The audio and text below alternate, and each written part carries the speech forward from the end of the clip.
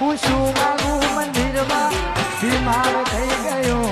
લોહી ના રહ્યું શરીરમાં તું થઈ ગઈ દીદાની હું શું માગું મંદિરમાં બીમાર થઈ ગયો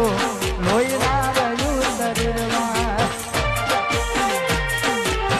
મને કંઈક થઈ જશે તો તારું નો મજા આવશે મને કંઈક થઈ જશે તો તારું નો મજા આવશે જતી રહી તું સાસરીએ પેલા જેમ રોજ નહીં મળીએ બસ સ્ટેન્ડે એકલા